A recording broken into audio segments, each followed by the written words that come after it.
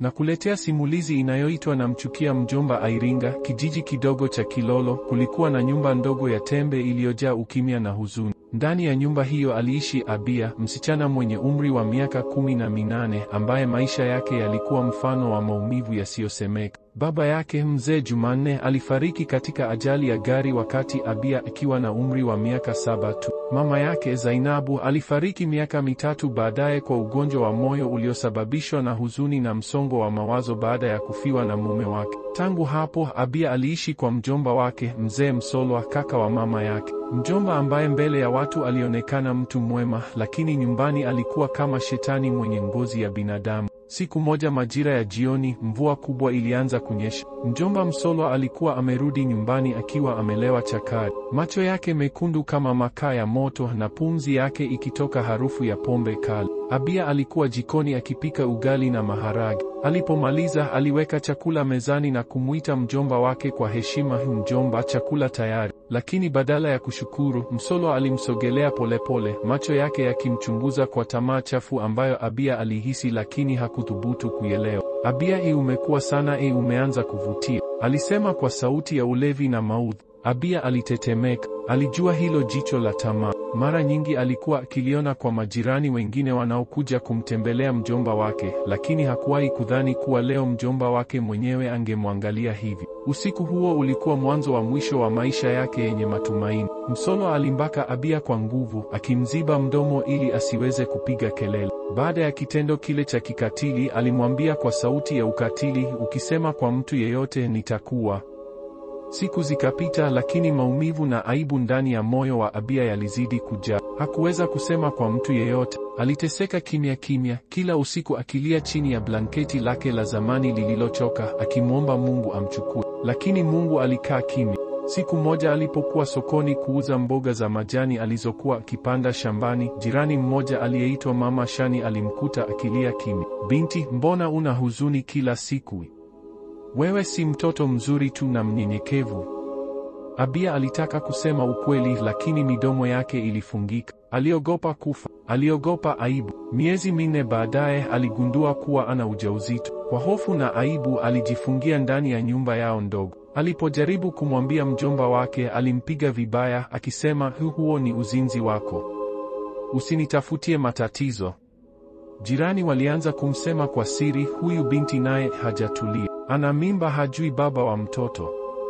Lakini hakukuwa na mtu aliyemuuliza ukweli wake. Hakuna aliyemwonea huruma. Siku moja akiwa kwenye maumivu makali ya mimba na njaa kali, alijifungua mtoto wa kiume chini ya mti mkubwa nyuma ya nyumba yao akiwa peke yake. Alikuwa mtoto mdogo, dhaifu, ambaye hakupumua kwa muda mrefu. Alikufa mikononi mwa Abia kabla hata ya kulia mara ya kwanza. Abia alichimba shimo dogo kwa mikono yake dhaifu na kumzika mtoto yule akiwa na machozi yasiyoisha. Kutoka pale moyo wake ulivunjika vipande vipande. Hakujua tena thamani ya kuishi. Aliendelea kuishi kwenye nyumba ya mateso, lakini sasa akiwa kivuli cha mwanadamu. Hakulala tena usiku. Kila kitu kilimkumbusha, kila kitu kilikuwa cha giza. Siku moja aliamua kwenda kwenye mto wa Ruaha ambao ulikuwa karibu na kijiji chao. Alikaa juu ya jiwe kubwa akitazama maji yanayotiririka. "Mungu, uliona yote, lakini umekaa kimya. Sasa naja kwako." Alichukua jiwe zito na kulifunga kwenye kitenge chake. Alisimama juu ya mwamba na kwa mara ya mwisho machozi yakamtoka. Kisha aliruka ndani ya maji yenye nguvu. Lakini bahati mbaya maji hayakumua. Wavuvi walimvua akiwa hajitambui, wakampeleka hospitali ya mkoa.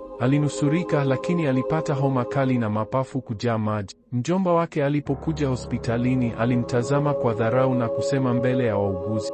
Katika wodi ya hospitali ya Iringa, Abia alilala kitandani kwa siku 3 bila kusema neno. Alikuwa dhaifu, mwili wake ukiwa na makovu ya maumivu aliyopitia na roho yake ikiwa na vidonda visivyopona. Wauguzi walimhudumia kimya kimya, wakifikiri kuwa ni msichana aliyekosa adabu na kutaka kujiua bila sababu. Mjomba Msolwa hakuwahi kurudi hospitalini. Hakutaka mzigo wa binti huyo ambaye kwake hakuwa na thamani tena. Siku ya 4, daktari mmoja mwenye umri mkubwa, Dkt. Kasembe, alikaa kando ya kitanda cha Abia akimtazama kwa macho ya huruma. "Binti yangu, umepitia nini?" aliuliza kwa sauti ya upole. Abia hakujibu. Machozi tu ndiyo yalitiririka mashavuni mwake. Daktari aligusa mkono wake kwa upole. Nipo hapa ukitaka kusema chochote. Lakini Abia alikuwa amejifunza jambo moja, dunia haisikii maumivu ya wanyonge. Baada ya wiki moja, Abia aliachiliwa kutoka hospitalini. Hakuwa na pa kwenda. Alihisi kama mzigo katika dunia hii. Alitembea taratibu kuelekea nyumbani kwa mjomba wake, lakini aliposimama mlangoni, alisikia sauti ya Msolo akiwaambia majirani, mimi sina uhusiano na huyo msichana tena.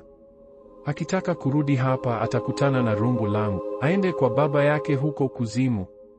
Abia alisimama hapo kwa dakika chache akihisi mwili wake ukitetemeka. Hakuwa na pa kwenda. Alianza kutembea bila mwelekeo. Aliingia mitaani akiloa kwa mvua iliyokuwa inanyesha kwa kasi. Usiku huo alijibanza kwenye vibanda vya soko la Iringa akijifunika kwa magunia yaliyotupwa. Huko sokoni maisha yalikuwa magumu. Alianza kuomba chakula kwa mama ntilie, lakini wengi walimfukuza. Wengine walimtolea maneno makali, binti mdogo mzima unaomba kama chizi. Kwani huwezi kufanya kazi? Hakujua aseme nini. Nani angemsikiliza? Katika siku hizo chache, Abia alikutana na watoto wa mtaani waliokuwa na maisha magumu kama yake. Mmoja wao, msichana aliyeitwa Bahati, alimkaribisha kwenye kundi lake la watoto waliolala sokoni.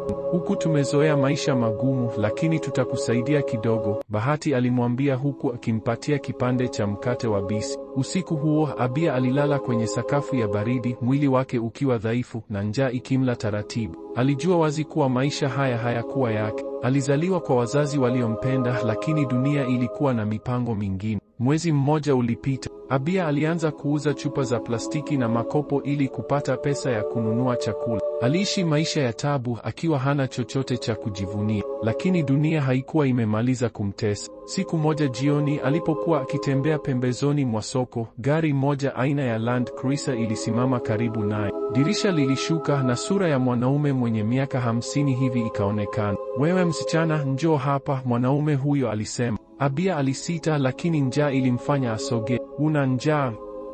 Alitikisa kichwa. Mwanaume huyo alimpa noti ya shilingi 10,000. Macho ya Abia yalijaa mshangao. Njoo ndani ya gari, twende nikununulie chakula kizuri, aliendelea kusema kwa sauti ya upole. Abia alikuwa mdogo, lakini alijua dunia ilikuwa na watu wabaya. Alijua mwanaume huyo hakutaka tu kumpa chakula. Alisita, lakini kabla hajafanya uamuzi, mwanaume huyo alishuka kwa kasi, akamvuta kwa nguvu na kumuingiza ndani ya gari. Usiku huo, Abia alipitia maumivu mengine mabaya zaidi. Alipelekwa kwenye nyumba ya wageni ambako alifanyiwa unyama kwa saa kadhaa. Mwili wake uliteswa, roho yake ilivunjwa. Baada ya kila kitu, mwanaume huyo alimtelekeza barabarani. Mwili wa Abia ulilala barabarani ukiwa dhaifu na umechoka. Macho yake yalikuwa na giza, lakini mawazo yake yalikuwa hai. Alihisi maumivu makali mwilini mwake, lakini maumivu makubwa zaidi yalikuwa moyoni mwake, maumivu ya kutodhaminiwa, ya kunyanyaswa na ya kufanywa kitu kisicho na dhamani. Watu wachache walipita pale alipokuwa amelala, lakini hakuna aliyesimama kumsaidia. Baada ya saa kadhaa, mwanamke mmoja wa makamo, Mama Sauda, aliyekuwa anauza chai na maandazi sokoni, alisimama na kumtazama kwa muda mrefu. Mwanangu, una nini? Aliuliza kwa sauti ya huruma. Abia hakuwa na nguvu za kujibu. Mama Sauda alimuinua kwa upole, akamfunika na kanga yake na kumpeleka kwenye kibanda chake cha chai. Alimpa glasi ya chai moto, lakini Abia hakuwa na nguvu hata za kunyanyua mkono wake. Mama Sauda alimtazama kwa huzuni. Alijua msichana huyu amepitia janga kubwa. Baada ya muda alimuuliza kwa upole, ulikotoka ni wapi? Abia alimtazama tu kwa macho yaliyojaa uchovu. Kama huna pa kwenda, unaweza kulala hapa kwa muda, Mama Sauda alisema. Kwa mara ya kwanza baada ya muda mrefu, Abia alihisi mtu akimjali. Alijilaza kwenye mkeka wa zamani nyuma ya kibanda cha chai, na kwa mara ya kwanza baada ya miezi mingi, alihisi usingizi wa kweli. Lakini usingizi haukumfanya asahau. Alipojaribu kufumba macho, sura za wale waliomuumiza zilimtokea. Kila kilichoendelea kwenye maisha yake kilijirudia tena na tena kama jinamizi la milele. Aliamka usiku kwa kijasho chembamba, akitetemeka. Mama Sauda alikuja na kuketi pembeni yake. Mwanangu, umetokewa na ndoto mbaya. Abia alijaribu kusema, lakini hakuna sauti iliyotoka. Usijali, utapona mwanangu, usiogope, Mungu yupo, Mama Sauda alisema kwa upole. Mungu? Hilo lilimuuma Abia moyoni. Kama Mungu alikuwapo, basi alikuwa amenyamaza muda mrefu sana. Kukimbilia giza. Siku 2 zilipita na Mama Sauda aliendelea kumhudumia Abia. Lakini msichana huyu hakuwa na matumaini tena. Alianza kuwaza njia ya mwisho, njia ya kumaliza kila kitu.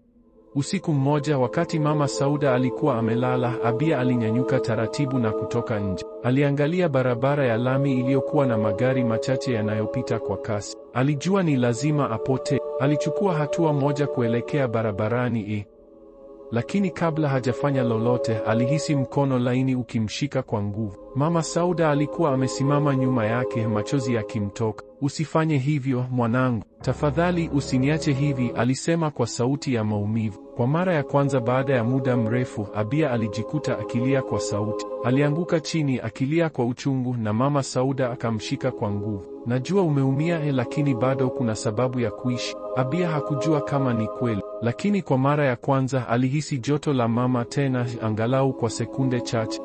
Siku ziliendelea kupita taratibu. Abia aliendelea kukaa na Mama Sauda ambaye alimlea kama binti yake. Alimpatia kazi ndogo ya kusaidia kupika na kuosha vyombo kwenye kibanda cha chai. Lakini japo mwili wake ulianza kupata nguvu, moyo wake haukupona. Kila siku alikuwa kimya, macho yake yakitazama mbali kana kwamba anaona dunia nyingine ambayo hakuna mtu mwingine anaweza kuiona. Usiku mmoja akiwa amelala kwenye mkeka wake, aliamka kwa hofu kali baada ya ndoto mbaya, akiwa anabakwa tena na mjomba wake, kisha akipigwa na kutupwa barabarani. Alipiga kelele za maumivu. Mama Sauda alikimbilia pale alipokuwa amelala na kumkumbatia kwa nguvu. "Abia, ninajua huwezi kusema, lakini nataka nikuambie kitu. Hata maumivu makubwa yanapita, yatakuacha na makovu, lakini siku moja utasimama." Abia alimtazama yule mama kwa macho yenye maumivu makubwa. "Wewe ni malaika, lakini mimi sijui kwa nini bado naishi," alizungumza kwa mara ya kwanza kwa sauti dhaifu. Mama Sauda alilia. "Hata kama dunia imesema huna thamani, kwa macho ya Mungu wewe ni wa thamani kubwa." Lakini Mungu alikuwa wapi wakati akilia usiku kwenye mikono ya mjomba wake?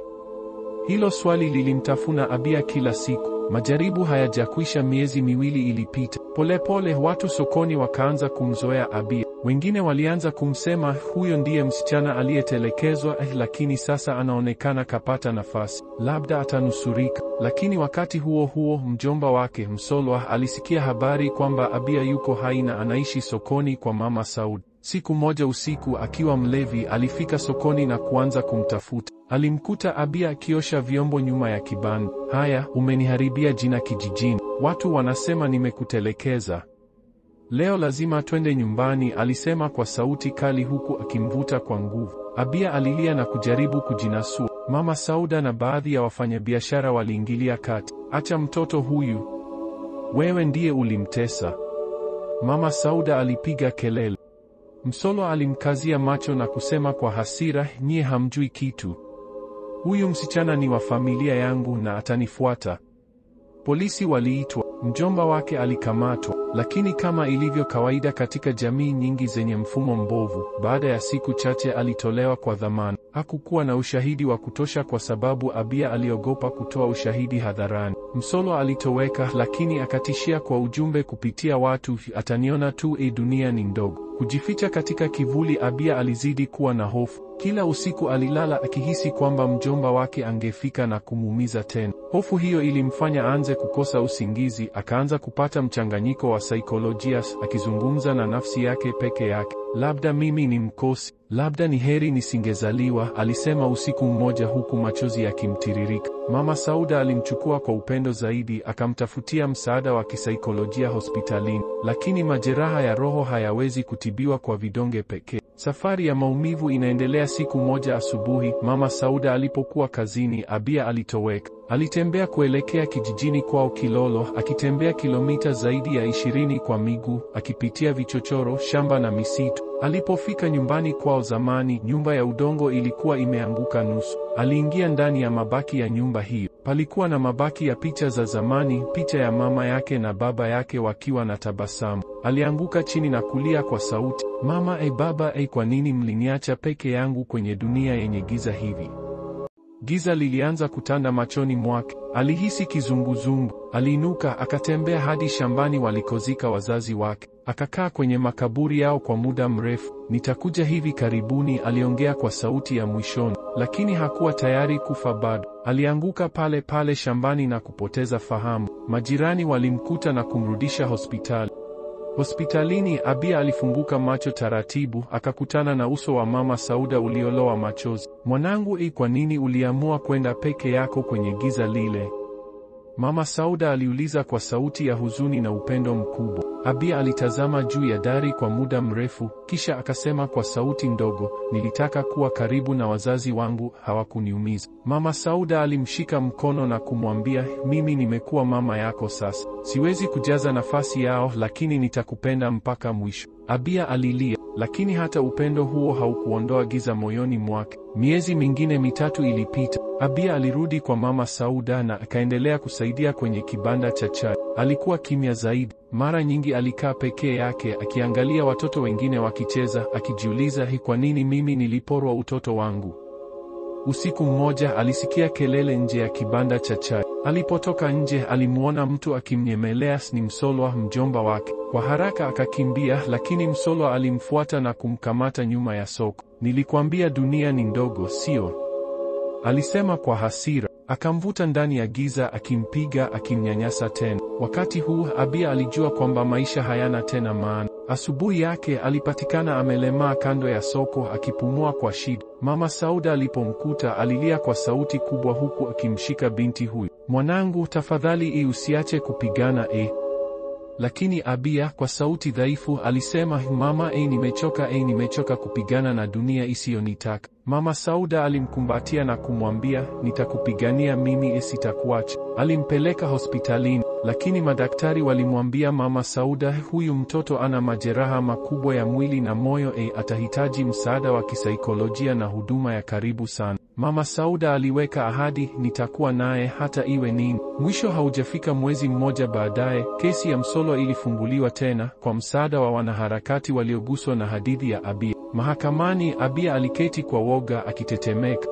Alipoulizwa kama anaweza kueleza yaliyotokea, alinyamaza. Hakuwa na nguvu, lakini alipomtazama Mama Sauda akiwa nyuma yake, akimpa macho yenye faraja, alijikaza na kusema kwa sauti ya kutetemeka, aliniumiza, aliniharibu, alinipora utu wangu. Ukumbi wa mahakama uligubikwa na kimya. Msolwa alihukumiwa kifungo cha miaka 30 jela, lakini hata hukumu hiyo haikuondoa maumivu ya Abia. Aliendelea kuishi na makovu moyoni mwake. Kila siku akisaidiwa na Mama Sauda na wataalamu wa kisaikolojia, alijifunza hatua kwa hatua kuvuta pumzi na kusimama. Siku moja alikaa chini ya mti mkubwa sokoni na kusema, nimepitia moto wa dunia, lakini nitaandika hadithi yangu. Na hadithi yangu haitakuwa tu ya maumivu, bali ushuhuda. Akaanza kuandika kwenye daftari lake dogo la zamani, mimi ni Abia, binti wa Iringa. Nimevunjika, nikaanguka, lakini nimesimama. Na ikiwa wewe unayesoma umepitia giza kama langu, fahamu kuwa bado unaweza kuona mwanga, hata kama ni mbali. Aliandika kwa machozi, lakini machozi ya mwisho hayakuwa ya huzuni tena, yalikuwa machozi ya matumaini. Na huu ndio mwisho wa simulizi yetu ya Namchukia Mjomba.